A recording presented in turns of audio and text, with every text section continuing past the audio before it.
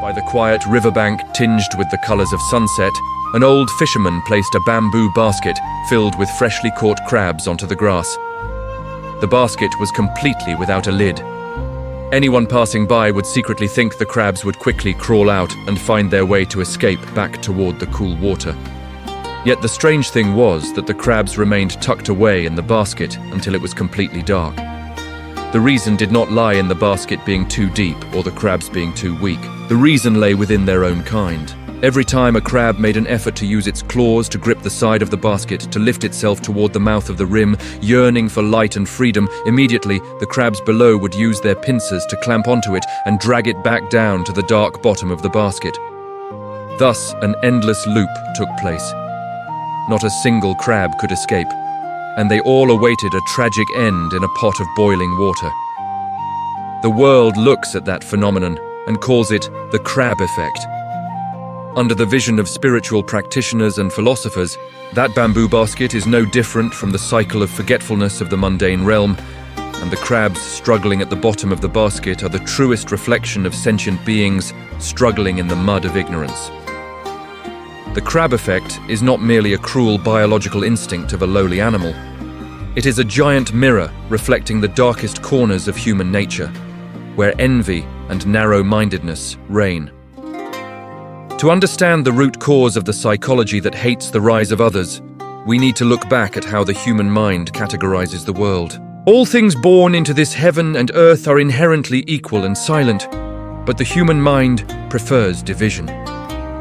Lao Tzu once analyzed this most profoundly, stating that everyone knows that beauty is beautiful, and therefore ugliness arises. Everyone knows that good is good, and therefore the not good arises. The moment a person perceives the success, wealth, or status of another as something beautiful and good, a concept of their own inferiority, poverty, and failure is immediately born in their consciousness. This polarization is the source of all suffering. The crabs at the bottom of the basket did not know they were in a dark place until they saw another crab approaching the light-filled mouth of the basket. It was the reflection of another person's light that awakened the darkness of their own complex within. That feeling of inferiority and dissatisfaction does not always stem from extreme hunger or deprivation. Modern thinkers have also viewed this phenomenon through a very subtle lens. Dissatisfaction arises not from absolute lack, but from comparing oneself with those around them who have better conditions. A person may have a life with enough to eat and wear, and a peaceful family, but their mind immediately falls into a state of turmoil and affliction when they see a neighbor buy a new car or get a promotion. They have not lost any of their own assets, but comparison has deprived them of their inner peace. This illusory deprivation turns into an invisible blade that cuts through serenity, making them believe that the rise of others is the cause of their own inferiority. From that dissatisfaction, humans begin to form an ignorant desire. They stretch out their sharp pincers, not to grip the side of the basket to save themselves, but to grab the legs of those ahead of them. This is the naked truth of mimetic desire, where people crave what others have due to competition rather than the actual value of the object, leading to mutually destructive conflicts in society. When a person sees a colleague promoted, they develop a desire to seize that position, not necessarily because they love the job, but simply because they cannot accept being left behind. Mimetic desire turns society into an invisible battlefield, where people are ready to trample on one another just to compete for a hollow illusion that brings no true happiness. If this competition were accompanied by self-competence, perhaps humans would have escaped the mouth of the basket together. However, the tragedy of existence lies in the fact that ambition often precedes talent. When an individual carries an ultimate desire but is powerless to realize it, the darkness of the soul crystallizes into a type of poison that destroys an entire life. This is a psychological state originating from the suppression of envy and feelings of helplessness, leading to the devaluing of others' values or achievements to comfort the ego. Unable to be higher than others, the resentful person will find ways to pull others down to their level. They use disparaging words to smear the honor of the superior man. They spread malicious rumors to stain the purity of the virtuous. They judge the efforts of others as mere temporary luck. By drowning others in the mud of defamation, their weak and wounded ego seems to find a temporary anesthetic. But they do not know that uttering words of malice toward others is the act of drinking poison while hoping the other person dies. In the endless flow of space and time, the enlightened ones have seen through the disastrous consequences of this envious mind toward the path of liberation for all souls. Envy is not just poor moral behavior in the human world. It is also the shackles that bind the soul eternally in the sea of suffering. Ancient wisdom teaches that envy is a chain preventing sentient beings from escaping the cycle of rebirth. It makes people suffer in the face of others' happiness. When a person sees another happy and their heart bleeds, or sees another achieve success and their gut feels as if pierced by 10,000 needles, that person has turned their own mind into a realm of hell. Hell is not located somewhere far away at the bottom of the world. Hell lies right within each thought of jealousy. When a crab reaches out its pincer to pull its fellow down, it has lost the last bit of its vital energy to save itself, tying its own life tightly to the fateful bamboo basket.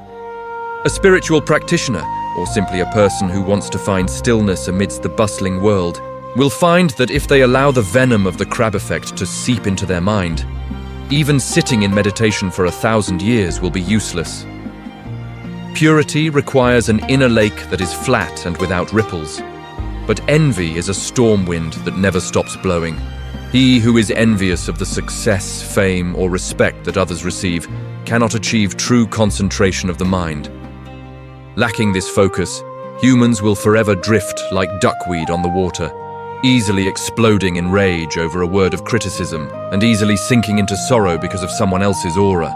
They live a life pulled by the strings of the very people they envy, forever losing the right to master their own destiny. Understanding the quagmire of this toxic competition, the true practitioner will find a way to withdraw from meaningless struggles. The method of liberation does not lie in training one's pincers to be strong enough to step on the heads of other crabs to climb out. The supreme method lies in letting go. Heaven has no favorites, but it always helps the good person. Those who seek to harm others to advance themselves go against the way of heaven. The natural way is vast and wide, inherently embracing all species. Whoever nurtures a scheme to harm others, using lowly plots and dirty tricks to eliminate their own kind, will naturally bring karmic retribution upon themselves. Heaven's net is vast, though its meshes are wide, nothing slips through. Acts contrary to the natural way will eventually lead to destruction. The cruel crab that pulls others down is ultimately boiled in its own ignorance. The true practitioner follows the natural law, viewing honor and disgrace in life as a passing breeze or drifting clouds. They understand that the best way not to be pulled down by others is to never enter a lowly race. Because they do not contend with anyone, no one can contend with them. When a person is no longer concerned with high or low, and no longer keeps an eye on winning or losing, then all the claws of envy from the world become ineffective. The rise of the wise man is not about climbing to the peak of material fame, but the transcendence from the bamboo basket of desire. When no one can determine where you are on the secular scale, no one can reach out to pull you back. Non-contention is the strongest shield protecting the soul from the poisoned arrows of human hearts. However, stopping at non-contention and distancing oneself from worldly affairs is still not the ultimate fulfillment of practice. To thoroughly cleanse the deep-seated impurities of envy in the subconscious, humans need a greater spiritual medicine to transform consciousness. That remedy is found in sympathetic joy, which is one of the 4 immeasurable states of mind. This concept is understood as the mind that rejoices in the success of others, and it is the only medicine to destroy the seeds of jealousy and the urge to pull back one's kind. Sympathetic joy is a wondrous magic of the spirit. When you truly rejoice in the achievements of others, you have broken the narrow boundaries of the ego. The moment you smile and feel happy seeing a neighbor build a new house or seeing a colleague receive praise is the moment you untie an invisible chain wrapped tightly around your own feet. The joy of others suddenly turns into your own joy. There is no need to spend effort competing, no need for the hardship of endurance. Blessings and serenity automatically flow into the soul. A crab with a mind of joy will use its pincers to lift the crab above even higher. And in that great act of support, it creates a force that pulls its own consciousness out of the dark bamboo basket to merge into the vast sea and sky of the sages.